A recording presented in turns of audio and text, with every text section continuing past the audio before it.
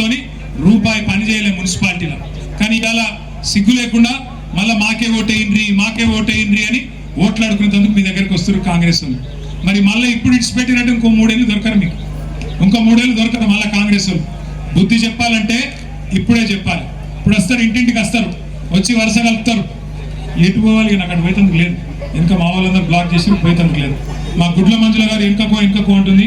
వెనక మీరు అడ్డముండి ఆడికెళ్ళి చూడాలి లేదు, మరి కనబడతలేదు మీరు జరుగు. అయితే పరిస్థితి ఏంటంటే ఈరోజు మళ్ళీ వాళ్ళు ఇప్పుడు తప్పించుకున్నారంటే ఇంకో 3 ఏళ్ళు మీకు దొరకరు. వ్యాధి పెట్టుకొని మీరు అందరూ ఇంటింటికి వస్తారు. ఇంటింటికి వచ్చి ఏం చెప్తారు? మీకు అవ్వ అంటారు, అక్క అంటారు, చెల్లె అంటారు, కోడలు అంటారు, మరదలు అంటారు, వరుసలు కలుపుతారు, వదినే అంటారు, వరుసలు కలుపుతారు, చేతులకు 1000 రూపాయలు నోటు పెడతారు, నాకే ఓటేయి అని చెప్పి దండం పెడతారు, వరుసలు కలుపుతారు. నేను సుట్టపోని కులపోని, నువ్వు నాకు కాకపోతే వాళ్ళకి గుర్తావు. కానీ ఒక్కటి యాద పెట్టుకోండి, మీరు వేసే ఓటు కాంగ్రెస్ మోసానికి వేసే ఓటు అవుతుంది. ఒక్కసారి ఎవరి చేతులన్నా మోసపోతే అది మోసం చేసిన తప్పు అవుతుంది. 2 ఏళ్ల కింద మోసం జరిగింది తెలంగాణకు. 6 గ్యారంటీల పేరు మీద, అడ్డమైన 420 హామీల పేరు మీద మోసం చేసినాడు కాంగ్రెస్. కానీ ఈసారి రెండోసారి కూడా అదే కాంగ్రెస్ చేతిలో మోసపోతే ఈసారి తప్పు మనదైతుంది. ఆ మన ఏళ్ళతో మన కంటినే పొడిపిస్తా అంటే అయినా మనం నమ్మి ఓటేస్తే మోసం జరుగుతుంది. దయచేసి ఆలోచించండి. రెండో మాట కూడా గుర్తుపెట్టుకోండి. మీరు సిరిసిల్ల జిల్లా అయింది కేసీఆర్ వచ్చినాక. మరి సిరిసిల్ల జిల్లా ఉండాలనా వద్దా? ఉండాలనా? మరి రేవంత్ రెడ్డి తీసేస్తా అంటే కూడా మీరు కాంగ్రెస్కి ఓటేస్తారా? మరి ఇప్పుడు మీ జిల్లా తీసేస్తా, మీకు రూపాయి ఇయ్య, మీ ఇంటి ముంగట మోరి కూడా సాఫ్ చేయ, దోమలు వచ్చినా పట్టించుకోను, సిరిసిల్ల మున్సిపాలిటీని పట్టించుకోను, ఏది పట్టించుకోను, గదే 2000 పెన్షన్, గదే పాత కథ తప్ప కేసీఆర్ ఇచ్చింది, కొత్తది ఏది చేయ, మాటలతోనే నడిపిస్తా, తెల్లారులేస్తే కేసీఆర్ ను బూతులు తిడతా. ఇది ఒక్కటే ఆయన నీతి.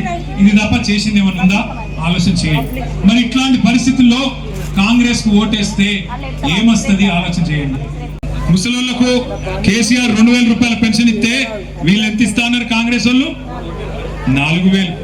మహాలక్ష్మి అని పథకం పెట్టి గ్యారంటీ కార్డు కొట్టి ఇంటింటికి కార్డు వంచి ఎన్ని రూపాయలు ఇస్తామన్నారు? నెలకు 2500 ఇస్తామన్నారా? వచ్చినాయా మరి 2500? 4000 వచ్చిందా? స్కూటీ వచ్చిందా? పెన్షన్ వచ్చిన వాళ్ళందరూ కాంగ్రెస్ కొట్టేయమని చెప్పిన వాళ్ళు. 4000 పెన్షన్ తీసుకుంటే వాళ్ళందరూ ఎవరు కొట్టేయాలి? 2000 పెన్షన్ తీసుకుంటే ఎవరు కొట్టేయాలి? కారు గుర్తేనా? తులం బంగారం వచ్చిన వాళ్ళందరూ ఎవరు కొట్టేయాలి? కాంగ్రెస్. కళ్యాణ లక్ష్మి తీసుకున్న వాళ్ళు ఎవరు కొట్టేయాలి? నెలకు 2500 వస్తున్న మహిళలందరూ కాంగ్రెస్ కొట్టేయండి కడుపు నిండా. ఆఖరికి ఒక్క మాట చెప్పి నేను ముగిస్తా. కాంగ్రెస్ వాళ్ళు వస్తారు కదా, ఇంటికి వచ్చి చేతులు 1000 రూపాయలు పెడతారు, కొంతమంది 2000 పెడతారు. బాగున్నోళ్ళు వాళ్ళని ఒకటే అడుగురు, మీరు బిడ్డ 1000 రూపాయలు ఇచ్చినావు సంతోషం, మరి మిగిలిన పైసలు ఉన్నావు కదా అవే ఓడిస్తారని అడుగురు. అగో మిగిలిన పైసలు ఏందని వాడు అంటాడు. ఏం చెప్పారంటే 26 నెలల 100 రోజుల్లో అన్ని హామీలు చేస్తా అని చెప్పినావు. మరి 26 నెలలు ఇంటూ 2500 ఎంత అయింది? 60,000 రూపాయలు. 2000 ఇచ్చినావు కొడుక, 58,000 ఎవడిస్తాడు? నువ్వు ఇస్తావా? నీ అయ్యి ఇస్తాడా? రేవంత్ రెడ్డి ఇస్తాడా? ఎవడిస్తాడు? గట్టిగా అడుగుండ్రి. ముసలోళ్ళు గట్టిగా పట్టుకోండి. నెలకు 4000 పెన్షన్ అన్నావు, 2000 ఇచ్చినావు, అది కేసీఆర్ ఇచ్చిన 2000 తప్ప ఇప్పటికి ఏమి లేదు. మరి మిగిలిన పైసలు ఎప్పుడు ఇస్తావు అని గట్టిగా అడుగుండ్రి. ఫ్రీ బస్, ఇక ఆ ఫ్రీ బస్సు అందం చెప్పేశాత కదా. ఎందుకంటే ఫ్రీ బస్ అంటారు, ఇలా మీరు అనలేస్తే మీకు సీటు లేదు, మీకు గౌరవం లేదు. చేయలేపితే బస్సు ఆపుతుండే ఇదివరకు ఆడపిల్లలు. ఇప్పుడు మీరు చేయలేపితే కూడా బస్సు ఆగకుండా తుర్రుమని గడిపోతున్నాడు. నేను చెప్పేది కరెక్టా కాదా? ఇంకోటి ఫ్రీ బస్సు ఫ్రీ ఎట్లయితే నాకైతే అర్థం కాలేదు. మహిళలకు ఫ్రీ అట, కానీ మగవాళ్ళకు డబుల్ టికెట్ అట.